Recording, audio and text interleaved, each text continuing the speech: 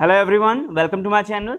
तो जैसा कि आज हम लोग एक्सरसाइज 2.2 स्टार्ट करने वाले हैं, बट एक्सरसाइज 2.2 स्टार्ट करने से पहले कुछ स्टूडेंट्स हैं जिन्होंने अपने डाउट्स मुझे कमेंट करके भेजे हैं, तो उनके जो डाउट है पहले मैं वो क्लियर कर देता हूँ। जो लास्ट वीडियो में पॉलिनोमियल की जो लास्ट वीडियो में हम लोगों ने ज्योमेट्रिकल रिप्रेजेंटेशन देखा था, किसका? पॉलिनोमियल का, कि जब आप किसी पॉलिनोमियल को ग्राफ पे कैसे प्लॉट करते हो, राइट? तो एक्चुअली इसका मीनिंग क्या होता है? तो इसमें जो हमारे एक स्टूडेंट है सोनू कपूर, उनके कुछ डाउट है, तो पहले हम वो देख लेते हैं। तो लास्ट वीडियो में मैंने आपको जो आपकी एनसीईआरटी बुक का पेज नंबर 23 है, उसका एक एग्जाम्पल लेके बताया था। तो शायद वो जो मैंने एग्जाम्पल लिया था वो कुछ स्टूडेंट्स को समझ में नहीं आया, तो मैं आज वो फिर से एक बार रिवाइज करवा के आपको फिर हम लोग एक्सरसाइज 2.2 जो हमारा आज का मेन टॉपिक है वो स्टार्ट कर देंगे। ठीक है, तो मैंने आपको जो पेज नंबर 23 पे जो एग्जाम्पल लिया था वो मैं यहाँ पे फिर से लिख देता हूँ एक बार। x² minus 3x minus 4। ठीक है, तो आप देख रहे हैं यहाँ पे कि जो अभी यहाँ पे डिग्री है वो डिग्री है 2। कैसे पता चलता है? जो वेरिएबल की हाईएस्ट पावर होती है, आप देख रहे हैं ना, अब x की हाईएस्ट पावर कितनी है? 2 है, यहाँ पे 1 है। तो यहाँ पे हमको एक बात पता चल गई कि इसकी डिग्री कितनी है? डिग्री है इसकी 2। इस पॉलिनोमियल की डिग्री 2 है। आपको लास्ट वीडियो में मैंने आपको बताया कि अगर जिसकी डिग्री 2 है तो उसके मैक्सिमम कितने जीरोस निकलेंगे? इसके जो नंबर ऑफ जीरोस है, नंबर ऑफ जीरोस आपको मिलेंगे 2। ठीक है, तो एक्चुअली मेन देखिए, हो सकता है कि आपको जो बहुत सारे स्टूडेंट हैं उनको ये समझ में नहीं आया हो कि सर ये जीरो कैसे निकालते हैं। तो देखिए, अगर आपको ये चीज समझ में नहीं आया कि जीरो कैसे निकालते हैं तो आप बिल्कुल बेफिक्र रहिए, बिकॉज 2.2 में हम वही सीखने वाले हैं। ठीक है, मेरा जो मोटिव था, मेरा जो प्राइम मोटिव था आपको बताने का इस एग्जाम्पल को लेकर के, वो ये था कि कई बार क्या होगा एग्जाम में, कई बार क्या होगा कि आपसे जो एग्जामिनर है या जो आपके टीचर है वो क्या करेंगे, आपको एक ग्राफ दे देंगे। लेट्स से मैंने आपको एक ये ग्राफ दे दिया। ठीक है, अब मैंने आपको केवल ग्राफ दिया है, मैंने आपको पॉलिनोमियल नहीं दिया है। ठीक है, और मैंने आपसे पूछ लिया कि इस पॉलिनोमियल के कितने जीरोज है, how many number of zeros are there for this given figure, और you can say for this given polynomial. Okay, तो आपको उस केस में आपको केवल ये डायग्राम गिवन होगा और आपको उसको ऑब्जर्व करके आपको बताना होगा कि इसके कितने जीरो होते हैं। ठीक है, केवल ये बताने के लिए मैंने आपको पूरा वो एग्जाम्पल समझाया था लास्ट टाइम। ठीक है, तो हम लोगों ने ये डिस्कस किया था लास्ट वीडियो में कि जितने टाइम्स आपको पता है कि ये एक्स एक्सिस और ये वाई एक्सिस है, तो जितनी बार वो जो कर्व है, ये जो कर्व है, ये देखो आप, जितनी बार ये कर्व एक्स एक्सिस को कट करेगा, देखो कहाँ कट कर रहा है, एक यहाँ पर एक यहाँ पर, तो कितनी बार कट किया? 1 time and 2 time. So definitely जो नंबर ऑफ जीरोज होंगे, number of zeros is equal to 2। ठीक है, यही मेरा सबसे मेन मकसद था आपको वो इस एग्जांपल के थ्रू बताने का। फिर हम लोगों ने इसके जो डिफरेंट डिफरेंट केसेस थे उसको हम लोगों ने समझा था कि सर क्या हमेशा ऐसा होगा कि जब क्वाड्रेटिक पॉलिनोमियल होगा तो उसके नंबर ऑफ जीरोस 2 होंगे? तो देखिए, ये हमेशा ऐसा नहीं होगा। क्या बोलते हैं हम लोग? ये बोलते हैं कि एटमोस्ट, एक वर्ड हम लोग यूज करते हैं, एटमोस्ट। एटमोस्ट का मतलब क्या होता है आपको पता है ना? मैक्सिमम उसके 2 जीरोस होंगे। हो सकता है 2 से कम भी होंगे, 0 भी हो सकता है, 1 भी हो सकता है, और 2 तो हो सकता है ना? तो यहाँ पे हमको एक चीज ये समझनी है कि जब भी कभी अगर क्वाड्रेटिक पॉलिनोमियल हो तो ये ऐसी एक पॉसिबिलिटी है कि मैक्सिमम उसके 2 जीरोस होंगे, बट हो सकता है कि 0 भी हो सकता है, एक भी उसके जीरोस नहीं हो। वो कैसे होगा? मान लीजिए कि अगर ये ऐसा बन रहा है, ठीक है, तो देखिए क्या इसने एक्स एक्सिस को कट किया? नहीं किया, तो इसका आंसर हो जाएगा, इसका जो नंबर ऑफ जीरोस होगा वो होगा आपका 0। यहाँ पे ऐसा लिख सकते हैं कि number of zeros not exist, doesn't exist. ठीक है, बट अगर मान लीजिए कभी ऐसा है कि कर्व बिल्कुल ऐसा आया और बिल्कुल शार्प एक पॉइंट पे टच करके और फिर इसको ऐसा निकल गया, तो देखिए कितना हुआ?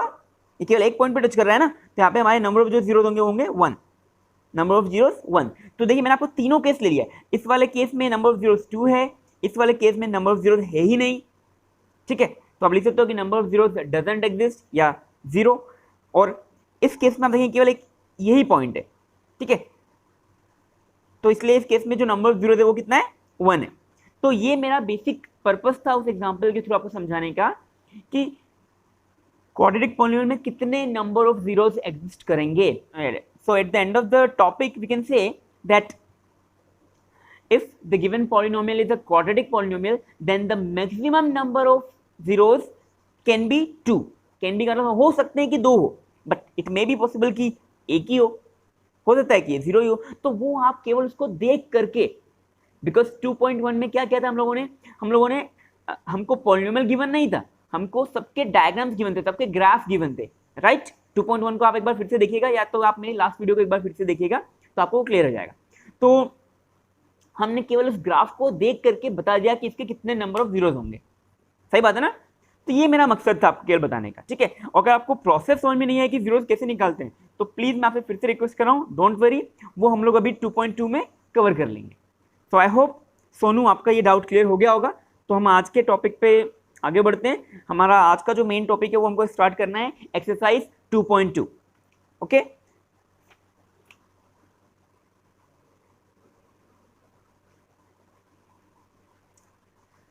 चलिए स्टार्ट करते हैं एक्सरसाइज 2.2। अच्छा, इस एक्सरसाइज को फिर से स्टार्ट करने से पहले मतलब मैं आपको थोड़ा एक रिक्वेस्ट है मेरी आपसे कि अगर आपको कोई चीज़ समझ में नहीं आती है तो प्लीज़ आप उस वीडियो को फिर से एक बार आप उस वीडियो को बार बार देख के समझने की कोशिश कीजिएगा। और फिर भी अगर नहीं आता है तो फिर मैं तो आपके लिए हूँ ही सही। So NCERT class 10th exercise 2.2, first question is find the zeros of the following quadratic polynomial and verify the relationship between the zeros and the coefficient. तो क्या है कि जितने भी हमको 2.2 का जो फर्स्ट क्वेश्चन में यहाँ पे देखिए 6 पार्ट्स है, ठीक है। तो इन 6 पार्ट्स में हमको क्या करना है, सबसे पहले तो हमको जीरोज फाइंड करना है, ठीक है। We have to find the zeros, कितने जीरो है ये नहीं बताना है, क्या जीरो की वैल्यू क्या है ये हमको बताना है, ठीक है। तो जीरोज फाइंड करना है, देन हमको उसको रिलेशनशिप बताना है। एक रिलेशनशिप होता है जो मैं आपको आज की वीडियो में बताऊंगा, रिलेशनशिप। तो ये 2 चीज हमको जीरोज फाइंड करना है और रिलेशनशिप को वेरीफाई करना है, ठीक है। वेरीफाई करने का मतलब आप समझते ही हैं, आपने क्लास 9th में भी आइडेंटिटीज को वेरीफाई किया है। वेरीफाई करने का मतलब कि आपके पास अगर कुछ प्रॉपर्टी है या कुछ रिलेशन है तो आपको देखना होता है कि क्या LHS इक्वल आ रहा है RHS के। अगर इक्वल आ रहा है तो मतलब आपने उसको क्या कर दिया, वेरीफाई कर दिया है, ठीक है। तो इस क्वेश्चन को स्टार्ट करने से पहले हमको कुछ चीजें यहाँ पे समझनी होंगी कि आखिर क्वाड्रेटिक पॉलिनोमियल का स्टैंडर्ड फॉर्म क्या होता है, ठीक है। तो मैं आपके लिए यहाँ पे लिख देता हूँ कि जो क्वाड्रेटिक पॉलिनोमियल है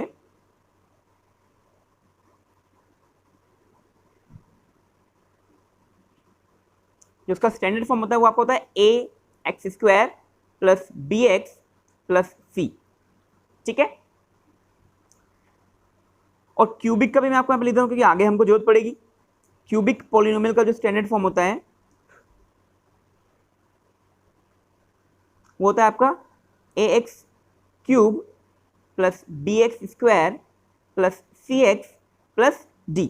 जैसे जैसे ये जो पावर इंक्रीज होती जाएगी तो ये एक्सप्रेशन लंबा होता जाएगा, ठीक है। आप देख रहे हो कि क्वाड्रेटिक है बिकॉज यहाँ पे डिग्री 2 है, क्यूबिक पॉलिनोमियल है बिकॉज यहाँ पे डिग्री 3 है। ये चीज़ आपको क्लास 9th में भी आप पढ़ चुके हो और मैंने आपको इंट्रोडक्शन वाली वीडियो में भी बता रखा है, ठीक है। अब देखिए, अब समझने वाली बात यहाँ पे ये है कि ये जो पॉलिनोमियल होता है इसमें आपको ये जो x² के साथ में इसको हम क्या बोलते हैं, ये x² का कोफिशिएंट है। कोफिशिएंट मतलब ये जो उसके साथ वेरिएबल के साथ जो टर्म मल्टीप्लाई में लिखी होती है। फिर से आप सुनिएगा, कोफिशिएंट वो नंबर होता है या कहना चाहिए वो पर्टिकुलर वैल्यू जो वेरिएबल के साथ मल्टीप्लाई में लिखा होगा। जैसे कि यहाँ पे x का कोफिशिएंट कितना है, यहाँ पे x का कोफिशिएंट है b, ठीक है। यहाँ पे x³ का कोफिशिएंट क्या है a, x² का कोफिशिएंट क्या है b, x का कोफिशिएंट क्या है c। आप पूछेंगे सर फिर c और d यहाँ पे क्या है जो बच गए, तो जो बच जाता है उसको हम बोलते हैं कांस्टेंट है वो आपका, ठीक है ना। मतलब वो किसी वेरिएबल के साथ एसोसिएटेड नहीं है, ठीक है। अब हम बात करते हैं कि इनमें रिलेशनशिप क्या था। देखिए अब हम इस पॉइंट तक आपको पता चल गया कि वेरिएबल क्या है, कोफिशिएंट क्या है यहाँ पे पॉलिनोमियल के रिस्पेक्ट में, राइट। तो अब क्या होता है, इनके बीच में एक रिलेशनशिप होता है। तो देखिए क्या होता है कि जब कोई पॉलिनोमियल हमारे पास होता है, लेट्स से हमारे पास इस क्वेश्चन में है क्वाड्रेटिक पॉलिनोमियल, तो जब क्वाड्रेटिक पॉलिनोमियल होता है तो हमारे पास जो उसके जीरोज होते हैं और जो उसके कोफिशिएंट होते हैं, जीरोज और कोफिशिएंट के बीच में एक रिलेशनशिप होता है। उस रिलेशनशिप को ही हमको यहाँ पे वेरीफाई करना है। तो वेरीफाई करने से पहले हमको पता भी तो होना चाहिए कि आखिर वो रिलेशन है क्या, सही बात है ना। आपको जब तक कोई रिलेशन पता नहीं है तो आप उसको वेरीफाई कैसे करोगे, सही बात है ना। तो रिलेशनशिप क्या होता है कि दोनों के लिए अलग अलग है। मैं पहले क्वाड्रेटिक के लिए लिख देता हूँ फिर मैं बात करता हूँ क्यूबिक की। तो अगर क्वाड्रेटिक पॉलिनोमियल है तो आपको पता है कि क्वाड्रेटिक पॉलिनोमियल के कितने जीरोज होंगे मैक्सिमम, तो आपको पता है कि सर मैक्सिमम इसके 2 जीरोज होंगे, सही बात है। तो लेट्स से मैंने यहाँ पे सपोज कर लिया कि इसका एक जीरोज अल्फा है और एक बीटा है ना, ये हमने एक्चुअली ये स्टैंडर्ड नोटेशन है तो हमको इसको ये लेके चलना है।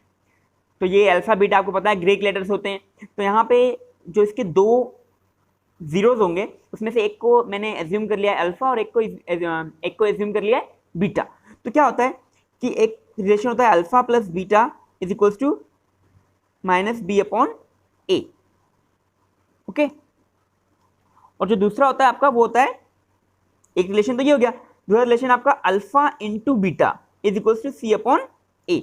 तो ये रिलेशन ही आपको वेरीफाई करना है 2.2 के क्वेश्चन नंबर फर्स्ट में, ठीक है। बट ऐसा नहीं है कि हमारे एक्सरसाइज में क्वाड्रेटिक पॉलिनोमियल है तो एग्जाम में क्वाड्रेटिक ही पूछेगा, बिकॉज आपके कोर्स में क्यूबिक भी है, तो क्यूबिक भी एग्जाम में कई बार पूछा गया है और आपसे पूछा भी, आगे भी पूछा जा सकता है। So be ready for that also, right. तो यहाँ पे हम देखते हैं कि अगर ये तो मैंने बात कर दी आपके लिए क्वाड्रेटिक के लिए ये रिलेशन है। अब क्यूबिक के लिए क्या होगा, तो क्यूबिक के लिए जैसे आपको पता है कि सर क्यूबिक के लिए तो एक जीरो और बढ़ जाएगा, तो हम लेट्स से अज्यूम कर लेते हैं कि जो जीरो है वो है अल्फा बीटा एंड एक और ग्रीक लेटर ले लेते हैं गामा। तो अभी बिकॉज क्यूबिक पॉलिनोमियल है तो नंबर ऑफ जीरोस 3 होंगे, तो हमने ले लिया अल्फा बीटा एंड गामा। तो अब रिलेशनशिप क्या होगा कि alpha plus beta plus gamma is equal to same minus b upon a, ठीक है। Now alpha into beta plus beta into gamma plus gamma into alpha, तो ये इक्वल होता है सी अपॉन ए के। और एक लास्ट जो रिलेशन है वो है अल्फा बीटा गामा, वो आपका होगा माइनस डी अपॉन ए। तो ये इतनी सारी रिलेशनशिप है जो हमको याद रखना है और इसको हमको वेरीफाई करना है, ठीक है। इसमें देखिए सिंपल सी बात है, आप ऐसे याद रखेंगे, आपको कंफ्यूज बिल्कुल भी होना है। अगर क्वाड्रेटिक पॉलिनोमियल है तो हमारे पास 2 रिलेशन है और क्यूबिक है तो 3 रिलेशन है, हमको इनको ही वेरीफाई करना होता है क्वेश्चन में। तो हम लोग क्वेश्चन करेंगे तो आपको और अच्छे से समझ में आएगा। तो अब हम क्वेश्चन करने के लिए रेडी है, अब आप बेहिचक आप क्वेश्चन कर सकते हो। तो हम स्टार्ट करते हैं exercise 2.2 question number first. Like exercise 2.1 में हमको जस्ट ग्राफ को देख करके बताना होता था कि इसमें कितने जीरोस होंगे, 1 होंगे कि 2 होंगे 3 होंगे, राइट, कि होंगे ही नहीं, ठीक है। बट यहाँ पे एक्सरसाइज 2.2 में हमको जीरोस अगर होंगे तो उनकी वैल्यूज क्या है, उनकी वैल्यूज फाइंड करके बतानी है। और उनकी वैल्यूज एक बार फाइंड करने के बाद हमको उसके जीरोस और कोफिशिएंट के बीच में जो रिलेशन है वो हमको फाइंड करके बताना है। तो हम लोग क्वेश्चन ले लेते हैं तो आपको ज़्यादा अच्छे समझ में आएगा, ठीक है। So first question is x square minus 2x minus 8, ठीक है। तो अब क्या करेंगे हम लोग कि अब देखिए जैसे ही आप क्वाड्रेटिक पॉलिनोमियल दिखेंगे तो आपके माइंड में इसका क्वाड्रेटिक पॉलिनोमियल का जो स्टैंडर्ड फॉर्म होता है वो माइंड में आपके आ जाना चाहिए। क्यों आ जाना चाहिए वो भी आपको समझ में आ जाएगा। देखिए अभी मैंने आपको लिखवाया था x square plus b x plus c, ये आपका होता है standard form. Standard form actually क्या करता है, ये हमारी हेल्प करता है कोफिशिएंट को कंपेयर करके निकालने में। जब आप इसको और इसको कंपेयर करेंगे तो आपको दिखेगा, देखो क्या देखने को मिलेगा, आप खुद समझदार है, आपको खुद एक चीज क्लियर दिख रही होगी कि ए की वैल्यू क्या है। ए की वैल्यू देखेंगे, देखो जो एक्स स्क्वायर के साथ होता है वो हमारा ए होता है, कोफिशिएंट ए होता है, बट यहाँ पे तो एक्स स्क्वायर के साथ कुछ है ही नहीं, दैट मीन्स ए की वैल्यू हो गई 1। आगे बढ़ेंगे, देखिए बी की वैल्यू क्या है, तो एक्स के साथ जो होता है वो कोफिशिएंट पूरा, तो बी की वैल्यू क्या है -2। ध्यान रखना कई बार बच्चे इसमें केवल 2 को कंसीडर करते हैं जो कि बिल्कुल गलत है, आपको कंसीडर करना है विथ साइन। आगे बढ़ेंगे हम लोग, तो सी की वैल्यू क्या है, again with sign, that means -8। तो आपको ए बी सी यहाँ से मिल गया। अब जो प्रोसेस है, अगर आपको प्रोसेस नहीं आता है तो प्लीज प्लीज प्लीज आप बिल्कुल ध्यान से देखिएगा। क्लास 9th में हालांकि आपने मेथड पहले पढ़ चुके हो आप लोग, मेथड का नाम है splitting the middle term. Splitting the middle term, ये हमारी मेथड का नाम है। जिनको आता है वेरी गुड, बट जिनको नहीं आता है please pay attention, okay. So process बहुत सिंपल है। हम क्या करते हैं कि जो बिल्कुल कोने में जो एक आप देखेंगे कि कोने में, देखिए यहाँ पे इस कोने पे ए है और इस कोने पे सी है, तो क्या करेंगे हम कोने वाले को मल्टीप्लाई कर देते हैं। कर दो मल्टीप्लाई, क्या आएगा 1 इंटू -8, 1 इंटू -8 क्या आया -8 आया ना। ठीक है, अब हमको ये चेक करना है, ये जो साइन है ना ये हमारी बहुत हेल्प करता है। ये हमारी हेल्प ये करता है कि आपको बीच वाले को ऐसे तोड़ना है, बीच वाले को ऐसे तोड़ना है कि माइनस करने पे 2 आए और मल्टीप्लाई करने पे 8 आए। ध्यान देना, देखिए मल्टीप्लाई करने पे मुझे चाहिए 8 और माइनस करने पे मुझे चाहिए 2। तो आप बोलेंगे सर ऐसे दो नंबर फाइंड करना बहुत इजी है, आपके माइंड में आ चुके होंगे। 4 and 2, देखिए 4 into 2 8 and 4 minus 2 2, सही बात है ना, चेक कर लीजिए आप। ठीक है, अब इसको यहाँ पे देखिए कैसे हम लोग इसको अप्लाई करेंगे। तो हम लिखेंगे x² माइनस, देखिए इस 2 को मैं लिख रहा हूँ 4 minus 2, सही बात है ना। 2 को आप क्या लिख सकते हो 4 minus 2, 2 ही तो आएगा, और माइनस क्यों किया क्योंकि यहाँ से मुझे पता चल रहा है कि माइनस करना है। यस, बाहर x बैठा हुआ है तो आप x लगा दीजिए, -8 एज इट इज। तो अब हम क्या करेंगे, ब्रैकेट को ओपन कर देंगे, देखिए 4 इंटू एक्स 4x, अब देखिए बाहर माइनस भी है तो माइनस माइनस प्लस हो जाएगा और यहाँ पर आ जाएगा 2x। सही बात है ना, बिल्कुल सही बात है। आगे बढ़ते हैं। आपको देखिए क्लास, बिकॉज आप क्लास 10th में हो तो आपको कॉमन लेना बिल्कुल आना चाहिए। ठीक है, कॉमन कैसे लेते हैं आपको पता है ना, जो यहाँ पे देखिए जो दोनों इस टर्म में दोनों क्या चीज़ है, तो आप क्या करेंगे, आप यहाँ पे x कॉमन ले लीजिए तो आपको मिल जाएगा, अंदर बच जाएगा आपका x माइनस, यहाँ से देखिए x जा चुका है तो बचा ओनली 4। अब इस स्प्लिटिंग द मिडिल टर्म की एक खासियत है, वो खासियत ये है कि जो ब्रैकेट यहाँ बनता है वो एज इट इज ब्रैकेट आप आंख बंद करके आप लिख दीजिए, यहाँ बनेगा। ठीक है, अब देखिए क्या कॉमन दिख रहा है, अगर आप चेक भी करते हो देखिए यहाँ पे दोनों में से क्या दिख रहा है आपको, यहाँ पे 2x है, यहाँ पे 8 है, मतलब दोनों में 2 कॉमन है। ठीक है, आ गया ना। अगर आप चाहो तो इसको वेरीफाई भी करते हो, देखिए 2 into x 2x and 2 into 4 8 आ गया। तो अब देखिए अब हम इसको फिर से कॉमन ले लेंगे। सो x माइनस 4 हमने कॉमन ले लिया, बचा हमारा x प्लस 2। ठीक है, अब आपको पता है मैंने आपको फर्स्ट वीडियो में आपको बताया हुआ है मेथड, थोड़ा क्या बताया हुआ है कि जब हम फैक्टर कर लेते हैं, स्प्लिटिंग द मिडिल टर्म का काम केवल इतना ही है, बस फैक्टर करके आपको बताया था। फैक्टर करने के बाद अगर हमको 0 फाइंड करना है तो जो भी हमारा फैक्टर बना है आप उसको 1 by 1 0 से इक्वेट कर दीजिए। बताया मैंने आपको फर्स्ट इंट्रोडक्शन वाले वीडियो में, मैंने आपको बताया कि जीरो कैसे फाइंड करते हैं। तो जीरो फाइंड करने के लिए हम इसको 1 by 1 0 से इक्वेट कर देंगे, x माइनस 4 इक्वल्स टू 0 और इधर लिख देंगे x plus 2 equals to 0। So x equals to देखिए -4 उधर के क्या हो जाएगा प्लस हो जाएगा, और इधर क्या हो जाएगा ये +2 उधर के -2 हो जाएगा। ये हमारे पास दो जीरोस की वैल्यू आ चुकी है, आधा काम हमारा हो गया है, क्योंकि उसने कहा था ना कि फाइंड द जीरो, तो जीरो तुमने फाइंड कर लिया। ठीक है, अब हम क्या करेंगे, हमारा नेक्स्ट काम है रिलेशनशिप को वेरीफाई करना। रिलेशनशिप को वेरीफाई करना, कौन से रिलेशनशिप को, पॉलिनोमियल के जीरोस और उसके कोफिशिएंट के बीच में जो रिलेशनशिप होता है। तो रिलेशनशिप आखिर होता क्या है, मैंने आपको लिखवाया ना आज की वीडियो में, मैंने आपको लिखवाया कि वो रिलेशनशिप होता है alpha plus beta equals to -b/a। तो आप बोलेंगे सर देखो b और a तो मुझे यहाँ से मिल जाएगा, ये रहा b और ये रहा a, लेकिन अल्फा बीटा कहाँ है। तो आप शायद भूल गए, मैंने आपको स्टार्टिंग में बताया था कि जो जीरो होता है वही अल्फा बीटा होता है, यानी कि आपका अल्फा को आप ले लो 4, लेट्स से मैंने यहाँ पे अल्फा को ले लिया 4 और बीटा को ले लिया -2। आप सोचेंगे सर अगर इसमें हम ऑर्डर को चेंज कर दें, अगर हम बीटा को 4 ले ले और अल्फा को -2 ले ले तो कोई चेंज आएगा क्या। तो नहीं, आप बिल्कुल ले सकते हो। अल्फा बीटा के आप अगर चेंज भी कर दोगे आपस में तो उससे आपके आंसर में कोई चेंज नहीं आएगा। ठीक है, देखिए तो अब हम इसके एक बार LHS को लेंगे और एक बार RHS को लेंगे और चेक करेंगे कि क्या दोनों इक्वल आ रहे हैं। तो देख लेते हैं, देखिए LHS में क्या अल्फा प्लस बीटा, अल्फा की वैल्यू कितनी है 4 प्लस बीटा कितना है -2, तो 4 प्लस माइनस क्या हो जाएगा -4 -2 कितना आया 2। सही बात है।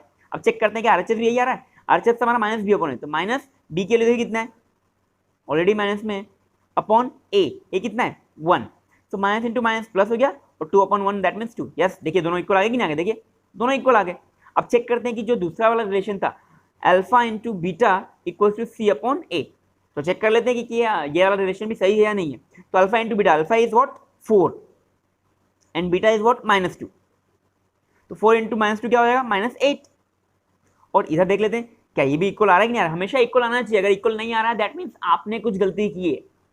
ठीक है, c/a, c क्या होगा हमारे पास, c हमारे पास देखिए क्या -8, तो -8 और a कितना है 1, तो -8/1 -8 ही होता है। देखिए दोनों इक्वल आ गए और हमेशा ये इक्वल ही आने चाहिए। आई होप आपको ये क्वेश्चन बहुत अच्छे से समझ में आया होगा और सारे कॉन्सेप्ट अभी तक जो भी मैंने आपको बताए सारी चीज़ें क्लियर हुई होंगी। ठीक है, तो जो ये एक्सरसाइज इसका मेन पर्पस ये है कि आपको जीरोस फाइंड करना आना चाहिए। ठीक है, by using splitting the middle term method. And जो रिलेशनशिप होती है किसके बीच में, जीरोज और कोफिशिएंट के बीच में, जीरोज एंड, ये जीरोज से ना याद करो, जीरोज एंड कोफिशिएंट के बीच में वो क्या रिलेशनशिप होती है, वो आपको उसको वेरीफाई करना आना चाहिए। वेरीफाई करने का मीनिंग यहाँ पे सिंपली ये है कि जो रिलेशनशिप है उसका एलएचएस उसके आरएचएस के इक्वल आ जाना चाहिए। तो आपने देख ही लिया, हम लोगों ने वेरीफाई कर दिया है। मैं आपको कुछ क्वेश्चन और करके बता देता हूँ। Fifth part same question, T square minus 15। अब देखिए, आप सोचेंगे सर ये तो मतलब इसकी डिग्री तो 2 दिख रही है, लेकिन ये तो कहीं भी स्टैंडर्ड फॉर्म को मैच कर ही नहीं रहा है। तो आप बिल्कुल सही है, स्टैंडर्ड फॉर्म को मैच नहीं कर रहा है, बट स्टिल ये बिकॉज डिग्री 2 है इसकी, बिकॉज इसकी डिग्री क्या है, 2 है, तो कौन सा पॉलिनोमियल हुआ, ये हुआ क्वाड्रेटिक पॉलिनोमियल। अब ये जो क्वाड्रेटिक पॉलिनोमियल है, यहाँ पे वेरिएबल इस बार x नहीं है, इस बार t है, तो खैर वेरिएबल से तो आपको पता है कोई चेंज आने वाला है नहीं, भले ही वेरिएबल t हो, x हो, y हो, z हो, s हो, कोई सा भी वेरिएबल हो, दैट डजंट मैटर। ठीक है, तो हम क्या करेंगे यहाँ पे, अब सबसे पहले हमको माइंड में, हम जैसे हम क्वाड्रेटिक पॉलिनोमियल देखते हैं तो हमारे माइंड में इसका स्टैंडर्ड फॉर्म आ जाना चाहिए, x square plus b x plus c, क्योंकि यही तो आपको कोफिशिएंट देंगे, ए बी सी की वैल्यू आपको यही दे पाएंगे। ठीक है, अब क्या होता है कि कई सारे बुक्स में और कई सारे टीचर स्टैंडर्ड फॉर्म को जनरल फॉर्म भी बोलते हैं, तो बिल्कुल सही है, आप इसलिए कंफ्यूज मत होना कि सर आपने तो पढ़ाते टाइम स्टैंडर्ड फॉर्म यूज़ किया था, बट हमारे स्कूल में तो हमारे टीचर जनरल फॉर्म बोलते हैं। तो देखिए, जनरल फॉर्म और स्टैंडर्ड फॉर्म एक ही चीज़ है। ठीक है, तो उसमें ऐसा कोई कंफ्यूज होने वाली बात नहीं है। अब हम हमारे क्वेश्चन पे आते हैं फिर से। तो x square plus b x plus c को हम इसको कंपेयर कैसे करें, बिकॉज ये तो स्टैंडर्ड फॉर्म में है ही नहीं। तो मैं आपके लिए देखो क्या कर रहा हूँ, T square minus 0 into T लिख देता हूँ, क्योंकि देखो 0 का आप किसी में मल्टीप्लाई करते हो 0 हो जाता है, तो 0 इंटू टी लिख देता हूँ, माइनस 15। अब आप देखेंगे कि हाँ सर अब तो लग रहा है कि ये बन चुका है, तो यस ये बन चुका है, आपको केवल कंपेयर ही करना है। देखिए ए की वैल्यू क्या आ गई, बी की वैल्यू आपको यहाँ से मिल जाएगी और सी की वैल्यू आपको यहाँ से मिल जाएगी। तो ए की वैल्यू आपको पता है, देखिए एक्स स्क्वायर यहाँ पे टी स्क्वायर है, तो ए की वैल्यू क्या बन जाएगी प्लस 1, बी की वैल्यू मिल जाएगा प्लस 0। अब बोलेंगे सर माइनस 0 लिख लो ना, देखो 0 माइनस में और प्लस में क्या फर्क पड़ता है, तो बी की वैल्यू 0, सी की वैल्यू क्या लिखेंगे आप, माइनस 15।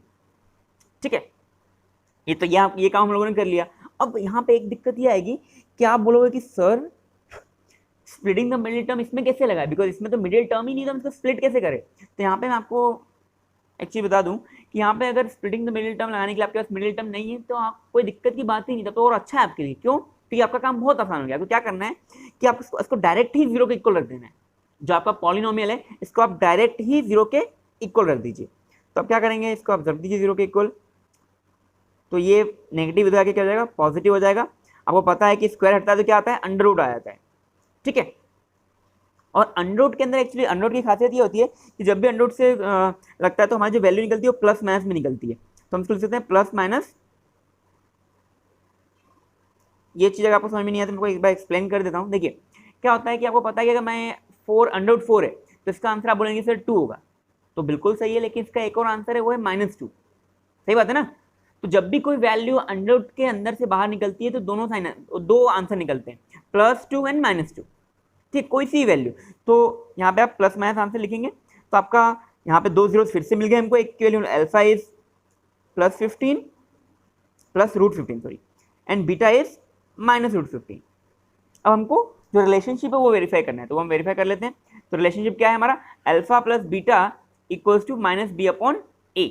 चेक कर लेते हैं, alpha is what, √15 plus beta is what, -√15। देखिए एक प्लस में है और प्लस माइनस माइनस, एक माइनस में है, तो कैंसिल हो जाएगा, आपका आंसर आ जाएगा 0। चेक करते हैं कि क्या उस साइड भी 0 है, तो देखिए -b क्या था, 0 ही था, और 0 में आप किसी से भी डिवाइड करो क्या आएगा आंसर, 0 आएगा। तो यस क्या आ गए, दोनों इक्वल आ गए, और हमेशा इक्वल ही आने चाहिए, आपको पता है ना। ठीक है, अब हम आगे बढ़ते हैं। अल्फा इंटू बीटा वो क्या होता है, c/a। तो देख लेते हैं एलएचएस में, देखिए अल्फा इंटू बीटा, अल्फा है हमारे पास पॉजिटिव √15 इंटू बीटा है मेरे पास नेगेटिव √15। ठीक है, तो आपको पता है कि अगर सेम नंबर होते हैं और उनका मल्टीप्लाई हो रहा हो अंडर रूट के अंदर, तो अंडर रूट हट जाता है, तो हमारा आंसर आएगा प्लस माइनस माइनस और ये आ जाएगा 15। आपने क्लास 9th में से बहुत सारे क्वेश्चन किए होंगे। ठीक है, और हम इधर आते हैं c/a। c का क्या आएगा, c है आपका -15 और अपॉन a इज 1। आपको पता है कि 1 अपॉन में दैट मीन्स ये -15 ही है। देखिए फिर से क्या आ गया, ये दोनों इक्वल आ गए। ठीक है, तो आई होप आपको अब ये चीज़ें बिल्कुल क्रिस्टल क्लियर हो गई होंगी। ठीक है, सारी एक एक चीज़ मैंने आपको बहुत अच्छे से समझा दिया है। अब मैं आपको एक चीज़ जो वो भी इंपॉर्टेंट है वो मैं आपको बता देता हूँ, ठीक है। इसी के साथ हमारा ये क्वेश्चन फर्स्ट कंप्लीट हो जाएगा। क्वेश्चन नंबर हम थर्ड, इसका जो थर्ड पार्ट है वो देख लेते हैं। तो थर्ड पार्ट जो है आपका वो है 6x² माइनस 3 माइनस 7x। तो आप बोलेंगे कि ठीक है सर, क्लियरली पता चल रहा है कि इसकी डिग्री 2 है। तो वेरी गुड, डिग्री बिल्कुल 2 है, बिकॉज ऑब्वियसली क्या है, ये क्वाड्रेटिक पॉलिनोमियल, तो डिग्री 2 ही होगी। अब आप अगर कंपेयर करने का इसके स्टैंडर्ड फॉर्म से x² plus b x minus sorry plus c से अगर आप कंपेयर करोगे इसको, आप x² plus b x plus c से, तो आप कहोगे कि सर यहाँ पे स्टैंडर्ड फॉर्म में तो x वाला टर्म बीच में होता है और यहाँ पे देखिए यहाँ पे कोने में। तो देखिए ये मैं आपको समझा देता हूँ कि हम कभी भी जब पॉलिनोमियल को लिखते हैं उसको हम उसकी जो सबसे बड़ी पावर है उसको सबसे पहले लिखेंगे, फिर उससे छोटी पावर, फिर उससे छोटी पावर, फिर लास्ट में कांस्टेंट को लिखेंगे। तो अगर आप इसको देखेंगे, देखिए सबसे बड़ी पावर तो 6x² है, देन माइनस 7x लिखेंगे और देन माइनस, अब आपने इसको जमा लिया। आपके लिए बहुत इजी कंपेयर करना, देखिए ए की वैल्यू मिल गई आपको, यहाँ से बी की वैल्यू मिल गई, यहाँ से आपको सी की वैल्यू मिल गई। मैं लिख देता हूँ आपके लिए, a is 6, b is -7 and c is -3। तो आप बोलोगे सर अब तो बिल्कुल इजी है, अब तो बिल्कुल जैसा आपने क्वेश्चन नंबर फर्स्ट बताया था वैसे ही करना है, तो बिल्कुल ऐसे ही करना है। लेकिन आपको मैं थोड़ा सा बता देता हूँ, मुझे पता है आप कर लेंगे आराम से। तो हम क्या करते हैं, जीरो फाइंड करने के लिए splitting the middle term method लगाते हैं। उसके लिए हम कोने वाले दोनों नंबर को मल्टीप्लाई करते हैं। तो 6 3 सा -18, और ये माइनस साइन आपको ये बताया कि हमको माइनस करना है, तो हमको ऐसे नंबर चाहिए, ऐसे दो नंबर चाहिए जिनको मल्टीप्लाई करने पे 18 आए और माइनस करने पे 7 आए, ठीक है। तो क्या करेंगे हम इसमें, हम लेंगे यहाँ पे 9 and 2, 9 × 2 18 एंड 9 - 2 इज 7। तो अब क्या लिखेंगे इसको, आप इसको लिख लेंगे 6x² माइनस ब्रैकेट में लिख देंगे 9 - 2, क्योंकि हमको 7 चाहिए, तो 9 - 2 हो जाएगा आपका, और बाहर लिख देंगे x जो कि बाहर x है -3। आप इसको ओपन कर लीजिए, 6x² minus 9x plus 2x minus 3। ये प्लस कैसे हो गया, देखियो माइनस माइनस प्लस, तो ये प्लस का हो जाएगा। आप कॉमन देखिए, यहाँ पे कॉमन बहुत ध्यान से लेना, कॉमन लेने में जल्दबाजी बिल्कुल नहीं करनी है हमको। देखिए x यहाँ भी है, x यहाँ भी है, 6 यहाँ है, 9 यहाँ है। आपको पता है 6 और 9 में क्या कॉमन है, 3 कॉमन है। 3 की टेबल में 6 भी आता है, 9 भी आता है। तो जब 6x × x x², 3 × 3 9x, ठीक है। आपको पता है कि जो ब्रैकेट यहाँ बनता है वही यहाँ देखिए ऑलरेडी बना हुआ है आपके लिए, तो ये तो बहुत अच्छी बात है। तो यहाँ पे क्या आया होगा कॉमन, +1, ठीक है। आपको फिर से कॉमन आ रहा था, आपको आ जाएगा 2x - 3 एंड बच गया आपका 3x - 3, सॉरी 3x + 1 है ना बेटा, 3x + 1, तो 3x + 1। आपको जीरो फाइंड करना है तो आप इसको 1 by 1 जीरो से इक्वेट कर दीजिए। सो 2x - 3 = 0, तो 2x आपका -3 हो जाएगा, प्लस हो जाएगा। आपको x के लिए चाहिए तो 3 क्या आ गया 2, ठीक है। x मीन्स अल्फा भी ले सकते हो, कोई एस कोई अल्फा बेटा कुछ भी ले लो। अब आप दूसरे वाले को इक्वेट कर दो, तो 3x + 1 = 0, तो 3x इक्वल हो गया आपका -1, x इक्वल हो गया -1/3। तो यहाँ पे हम क्या बोलेंगे कि अल्फा की वैल्यू हमारे पास आ गई है 3/2 एंड बीटा की वैल्यू हमारे पास आ गई है -1/3। देखिए अब हमने केवल अभी तक केवल हमने जीरो फाइंड किए, अभी भी रिलेशन हमने वेरीफाई नहीं किया है, रिलेशन वेरीफाई करना बाकी है। तो चलिए इस क्वेश्चन के लिए तो मैं आपको करके बता देता हूँ। जीरो मैंने आपको फाइंड करके बता ही दिया है, तो हम कर लेते हैं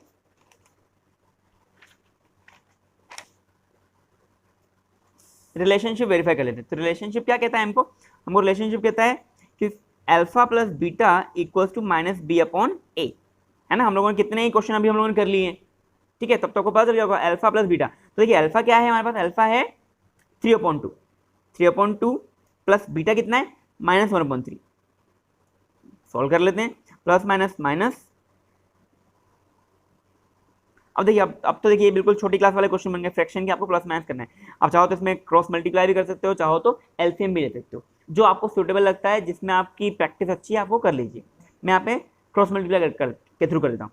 3 3 = 9, 2 1 = 2, अपॉन में दोनों को मल्टीप्लाई होता है तो 6 आ गया। क्या आया 9 - 2 7/6।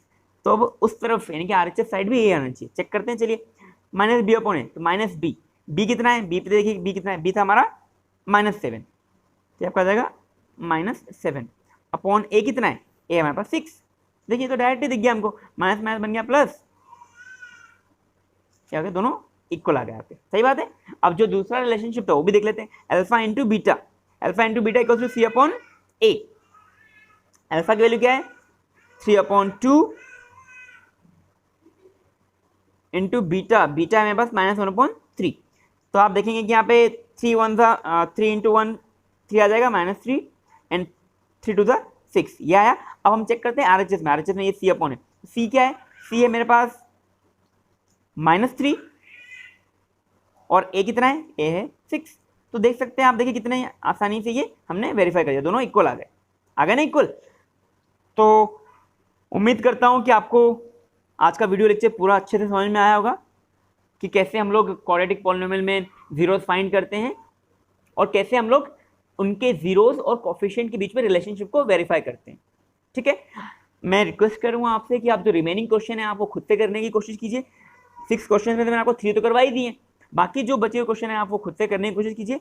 अगर आपको नहीं आता है तो प्लीज़ आप कमेंट बॉक्स में मुझे आपकी क्वेरीज लिख के भेज सकते हैं। और हाँ, एक रिक्वेस्ट आपसे और भी है, बिकॉज इन वीडियोज़ को बनाने में काफ़ी मेहनत लगती है, काफ़ी एफर्ट लगता है, काफ़ी टाइम भी लगता है।